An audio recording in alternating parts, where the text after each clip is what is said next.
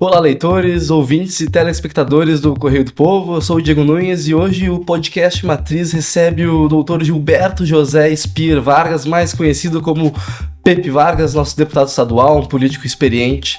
Já passou por muitos cargos da política municipal, estadual e nacional, né? Ele já foi vereador de Caxias do Sul, prefeito por 2 mandatos, deputado estadual, deputado federal, chegou a ser ministro de Estado brasileiro e agora está aqui no podcast Matriz prestes a assumir a presidência da Assembleia Legislativa. Estamos gravando numa quinta e ele assume a presidência na segunda-feira. Pepe Vargas, bem-vindo ao podcast. Prazer estar aqui, dar uma saudação a todas as pessoas que nos acompanham também. Prazer, fico à disposição aí das tuas perguntas. Perfeito. Bom, Pepe, a gente já te conhece bastante, mas o grande público às vezes é sempre bom relembrar, então eu queria que o senhor contasse inicialmente, brevemente, sua trajetória e relembrasse lá atrás o que te fez realmente ingressar na política, participando aí primeiro, né, no movimento estudantil e depois efetivamente na política institucional com mandatos.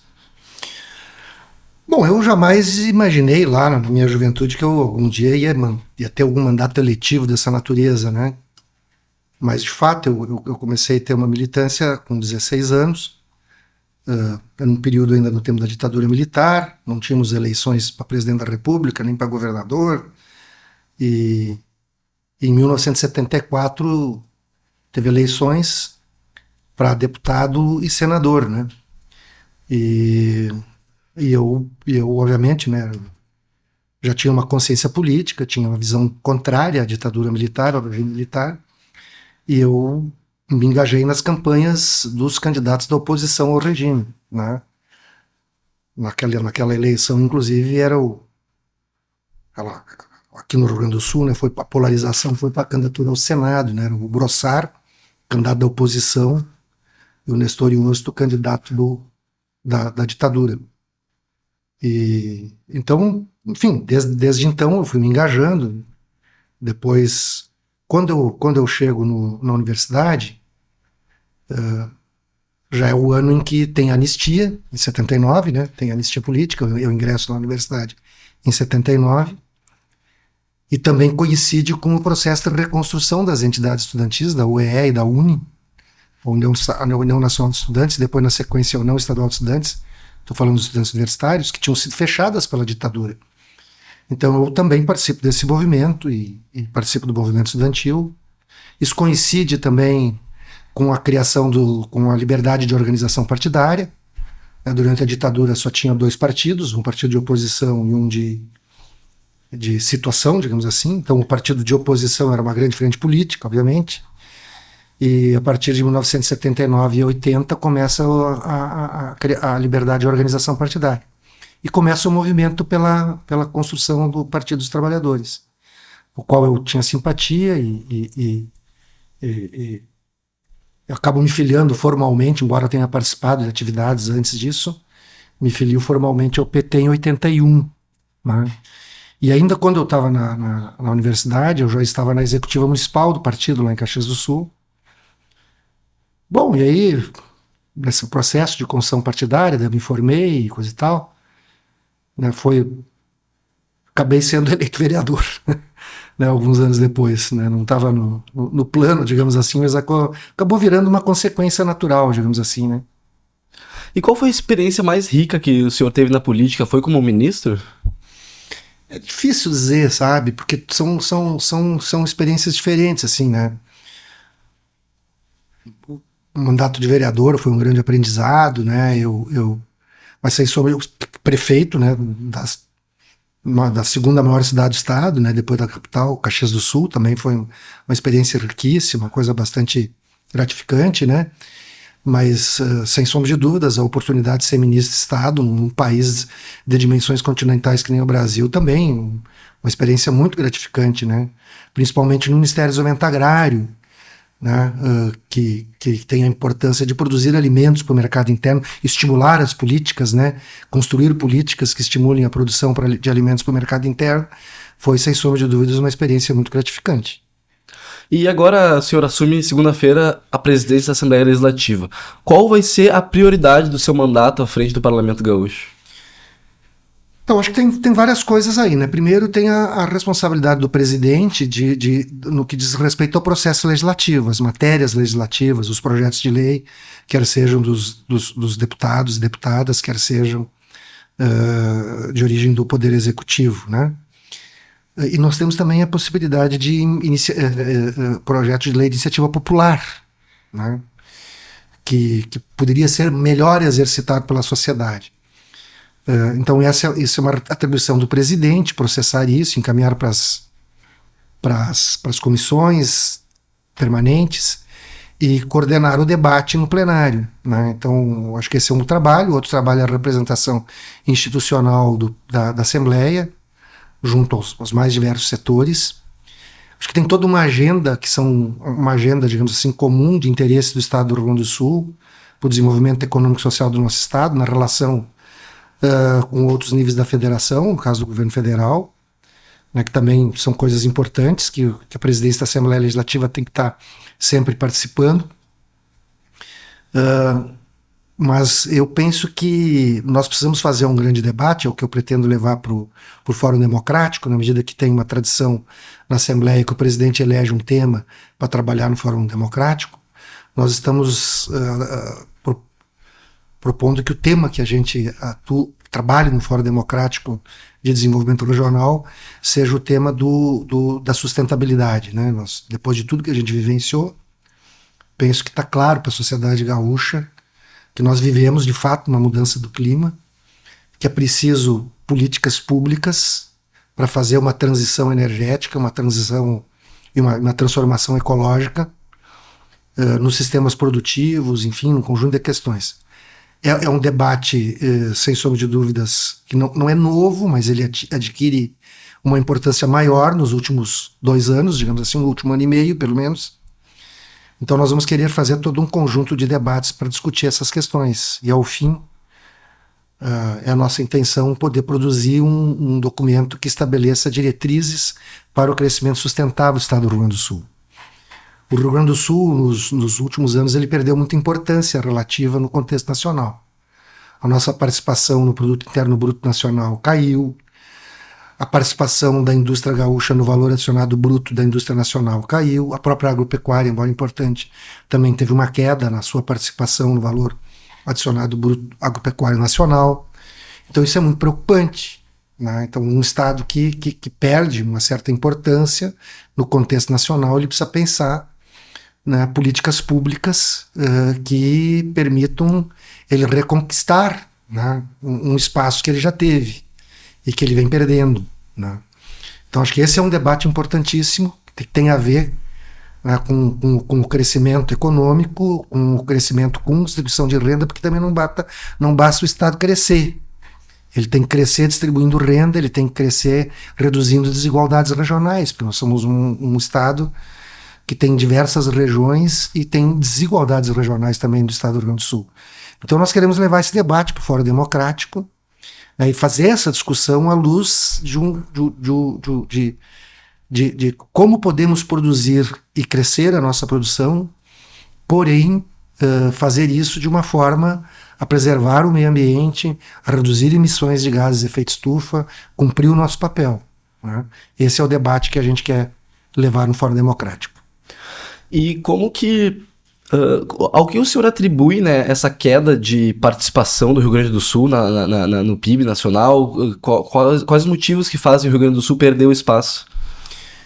Bom, tem vários fatores, né? Tem vários fatores. Mas, a meu ver, eu acho que nos últimos anos não houve um equilíbrio adequado entre discutir o que é o papel da iniciativa privada e o que é o papel do Estado, né? Então, um debate que diz Estado mínimo versus Estado máximo. Eu digo, não é nem o mínimo nem o máximo, é o necessário, né? Veja que agora, com os eventos climáticos extremos que tivemos, com todo um conjunto de infraestruturas públicas que foram destruídas, né, o nosso Estado ele tem tido dificuldades de poder, com rapidez, fazer determinadas coisas. Nós temos pontes, por exemplo, que caíram em setembro de 2023, que sequer a reconstrução iniciou, né? Porque o Estado também foi perdendo teve muito servidor que foi se aposentando, engenheiro, etc. Então nós temos que dimensionar melhor esse papel do Estado, o tamanho do Estado que a gente precisa, para prestar os serviços adequados e para prover a adequada infraestrutura do Estado. Mas tem também um debate nacional a fazer, né, no contexto federativo. Nós precisamos, né, que a região sul do Brasil também tenha fundos constitucionais, como a região nordeste, a região centro-oeste e a região norte tenha. Eu acho que esse é um debate importante da gente fazer também, né? Então, eu acho que é um conjunto de questões. Nós precisamos fazer esse debate, né, para que a gente tenha um dimensionamento mais adequado, né? O Estado do Rio Grande do Sul tem instrumentos que ele pode utilizar. O Rio Grande do Sul tem um banco, que ele é controlador do banco, tem regras do sistema financeiro nacional que tem que ser cumpridas. Sim, tem regras, mas ele pode utilizar, a meu ver, de forma mais efetiva esse instrumento. Nós temos o Banrisul, nós temos o Badesul, nós compartilhamos um banco de desenvolvimento com os demais estados do extremo sul, né? Nós podemos utilizar políticas públicas de subvenções econômicas que ampliem a capacidade de financiamento subsidiados desses bancos, né? Focando em questões que gerem mais emprego, mais renda, que sejam mais intensivos em tecnologia, né? Nós podemos ter uma política mais ousada, a meu ver, em termos de estímulo à inovação tecnológica, pesquisa, ciência, né? Nós, inclusive, abrimos mão de instrumentos que outros estados não abriram. O Rio Grande do Sul já teve uma fundação de amparo à pesquisa muito forte, hoje não tem mais. Nós já tivemos uma fundação de pesquisa agropecuária, não temos mais. Santa Catarina tem, Paraná tem, né? Então o Estado do Rio Grande do Sul foi abrindo mão disso em nome de um discurso de que o Estado tem que cumprir só algumas funções e outras não. Quer dizer, e os outros estados não abriram mão, nem São Paulo, que durante muitos anos teve governos, né, que sempre tiveram uma visão liberal. São Paulo continua tendo a sua fundação de amparo à pesquisa, continua tendo a sua fundação agropecuária, continua tendo, inclusive, laboratório que produz vacinas, né? Então, e o Rio Grande do Sul foi abrindo mão de tudo isso. Então, acho que nós temos que discutir melhor essas questões para dimensionar adequadamente o nosso Estado. Voltando à questão ambiental, que é um dos principais eixos da sustentabilidade, né, que é o tema que o senhor pretende levar, como é que a Assembleia, enquanto poder legislativo, pode contribuir para esse debate e evitar, né, as mudanças climáticas, ou pelo menos mitigá-las? Não, a Assembleia não é poder executivo, né? Então ela não vai executar políticas, mas a Assembleia pode ser vetor de um debate com o conjunto da sociedade, e a Assembleia Legislativa pode propor, sim, marcos legais, diretrizes, através, por exemplo, nós podemos constituir uma lei estadual que veja diretrizes para o desenvolvimento sustentável, perfeitamente. Acho que são questões que a Assembleia pode fazer, né? Não só pode, como deve, ao meu ver, né? Agora, quem executa políticas não é o Poder Legislativo, quem executa políticas é o Poder Executivo. O governo federal e o governo estadual têm construído propostas, né? O governo do estado tem o Plano Rio Grande, né? O governo federal tem o Plano Clima, tem o Plano de Transformação Ecológica, tem o Plano de Mobilidade Verde, por exemplo, né? Tem o Nova Indústria Brasil. São suficientes essas políticas, né? Como o Rio Grande do Sul pode aproveitar as políticas federais que trabalham essa questão da transição energética e transformação ecológica? E que políticas o Estado do Rio Grande do Sul precisa fazer também nesse sentido? A Assembleia Legislativa pode propor diretrizes. Né? Bom, não vai executar essas políticas. Quem tem que executar essas políticas é o Poder Executivo. Mas o debate e a proposição legislativa pode ser feita. A reconstrução e a prevenção são temas que vão continuar sendo debatidos nesse ano após as enchentes. E eu queria saber, o Rio Grande do Sul, o senhor acredita, continua em risco enquanto essas obras de proteção contra cheias não saem do papel, na medida que a gente tem rios ainda assoreados e enfim, cada vez eventos climáticos adversos mais frequentes? Sem dúvida. Enquanto não for feito, não for redimensionado o sistema de proteção de cheias, aqui da região metropolitana é um risco que ocorre. Por exemplo, caso de Eldorado do Sul, não tem nem o que fazer manutenção, precisa construir o sistema de proteção. O importante é que os recursos já estão garantidos, né? O governo federal garantiu aí 6 bilhões e meio de reais para isso. Agora o que precisa é o governo do estado e as prefeituras terem agilidade para contratar essas obras e realizar essas obras. Tem coisas que são simplesmente manutenção. Mas aí são as prefeituras e o governo do estado tem que fazer isso.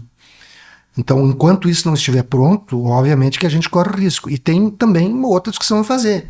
No caso do Vale do Taquari e do Vale do Caí, sequer tem projetos ainda para pensar questões desse tipo. Então, também é urgente que se faça esse debate, né, de como pode ser o sistema que proteja essas calhas desses rios, como o Rio Taquari e o Rio Caí, que tiveram, né, consequências bastante danosas para a população nesses estados, nessas regiões e nesses municípios.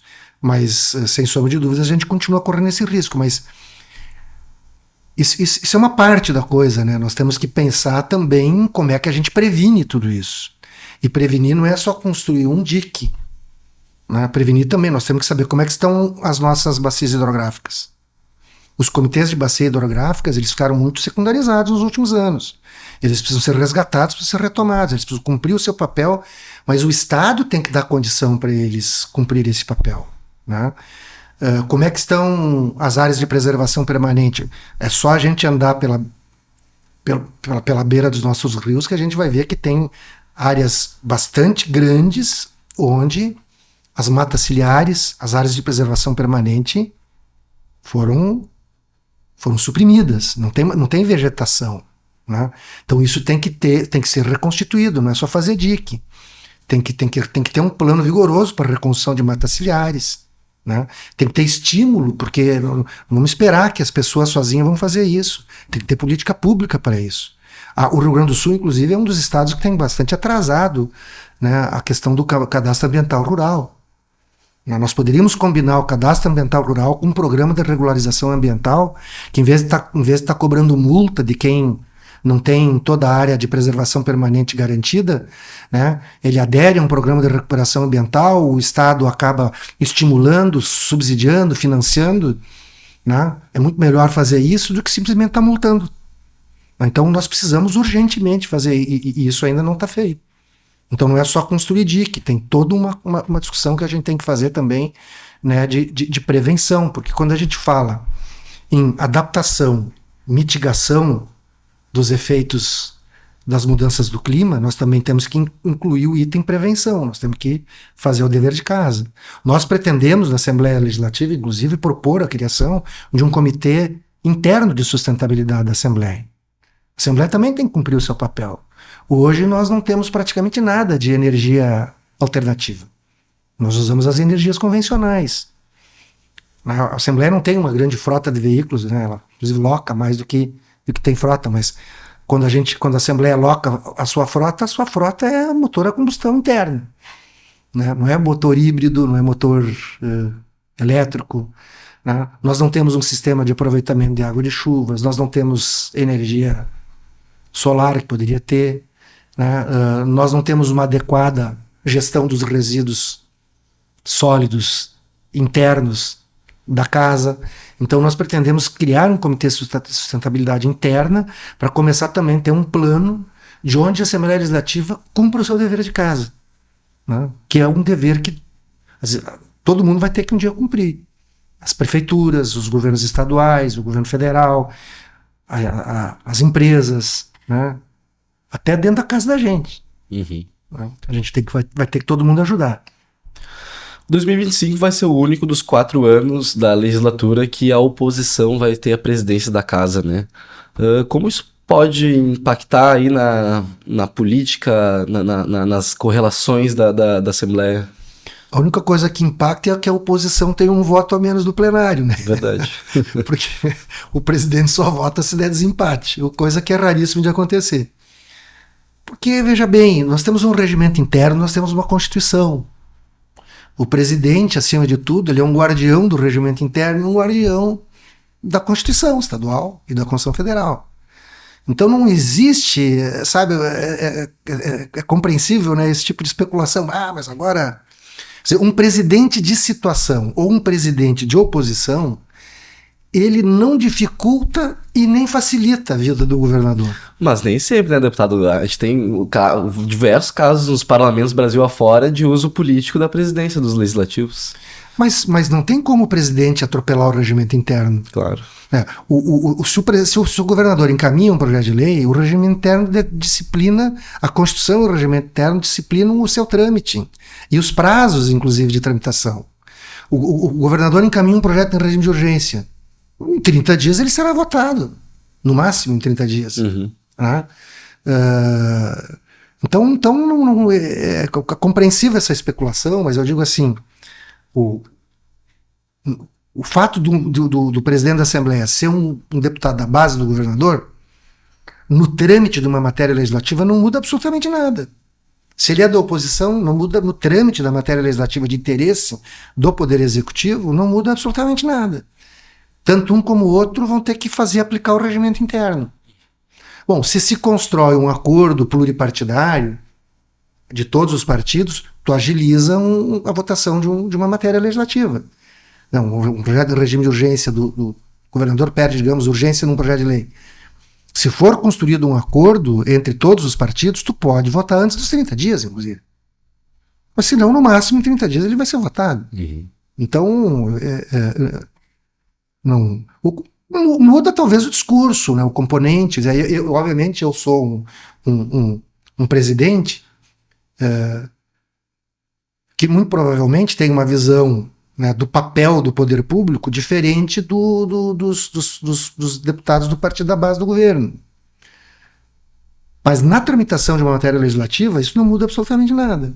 Né? Eu acho que felizmente a Assembleia Legislativa tem um regimento interno que tem previsibilidade. Né? E felizmente nós temos um regimento interno que não dá poderes discricionários exagerados ao presidente. Né? Porque quando tu tem um regimento interno que dá poderes discricionários acima do desejável para um presidente, é que ele pode atrapalhar a vida do Poder Executivo. Mas não é o caso do Rio Grande do Sul. Aliás, é muito significativo o seguinte: quem assiste uma sessão da Assembleia Legislativa e compara com sessões de alguns legislativos, onde tem, hoje em dia, né, intolerâncias políticas, etc, etc, aqui nós não vivenciamos isso. E tem todos os partidos representados. Mas o ambiente, o debate na Assembleia Legislativa do Rio Grande do Sul é muito respeitoso.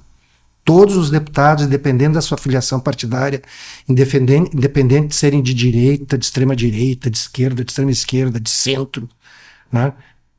Há um respeito. Quando um parlamentar está na tribuna falando, ele é ouvido, né? Ele não é interrompido. Né? As pessoas respeitam o regimento interno, os presidentes fazem cumprir o regimento interno. E isso é muito bom para a democracia, essa previsibilidade, essa institucionalidade democrática que a Assembleia Legislativa tem, ela é muito importante. Perfeito. Quais o senhor acredita que sejam os principais temas que vão chegar na Assembleia esse ano? É muito difícil tu fazer uma previsão desse tipo. Depende, né? Um pouco do Palácio, né? Depende por exemplo, o governador já disse que vai encaminhar em regime de urgência proposta para tratar do piso do magistério. Até agora não encaminhou, mas disse que encaminhará. Do que temos hoje, eu diria o seguinte, que o debate, porque uma das funções fundamentais do Poder Legislativo é o papel de fiscalização que ele exerce. Então nós temos que fiscalizar a aplicação dos recursos do Fundo de Reconstrução, nós temos que fazer o debate sobre o Plano Rio Grande, né? Nós temos que, essas questões que já são fundamentais, a Assembleia Legislativa vai ter que fazer isso. Nós temos, inclusive, o nosso atual presidente, o deputado Adolfo Brito, ele, inclusive, propôs a criação, nós criamos na Assembleia, um comitê de acompanhamento da reconstrução, né, que é justamente um representante de cada bancada mais o presidente, para acompanhar o processo de reconstrução. Então essas questões são previsíveis, que nós vamos ter que nos debruçar sobre elas. Muito provavelmente o governador vai ter que encaminhar uma proposta pedindo autorização para assinar um aditivo contratual no contrato da dívida com a União. Porque o governo do presidente Lula encaminhou, e o Congresso Nacional aprovou, né, um processo de possibilidade de renegociação da dívida dos estados, que é muito positivo para o Rio Grande do Sul, diga de passagem, né? Eu acho que assim, até o governador, eu acho que de certa forma induzido ao erro por alguns assessores, tinha tido uma interpretação equivocada do que realmente é o projeto. O projeto é muito bom, ele não atrapalha o processo de reconstrução, né, aqueles recursos que a gente não precisa pagar nos próximos 3 anos, eles permanecerão aqui, mas nós vamos deixar de ter uma taxa de juros que hoje é 4% ao ano para a possibilidade de ter 0% de juros. Então vai ter uma brutal redução do saldo devedor e reduzirá também os desembolsos anuais, né, desde que, obviamente, o Rio Grande do Sul venha a aderir a essa renegociação. Muito diferente do que foi o regime de recuperação fiscal que o governo Bolsonaro tinha apresentado e que o governador, inclusive, defendeu, que era uma grande saída. Nós, na época, dizíamos que não era uma grande saída. Acho que o tempo mostrou que nós estávamos com a razão, porque o próprio governador, depois de ter assinado o regime de recuperação fiscal, passou a dizer que não dava, que tinha que ter uma outra coisa no lugar. Bom, veio uma nova coisa no lugar. Então, eu acredito que o governador vai encaminhar o projeto de lei, pedindo autorização para assinar o aditivo contratual, né, que permite um processo que dá uma folga maior aqui para o nosso estado. Então, acho que essas coisas são previsíveis. Agora, nunca se sabe, né? Sempre pode aparecer outras coisas.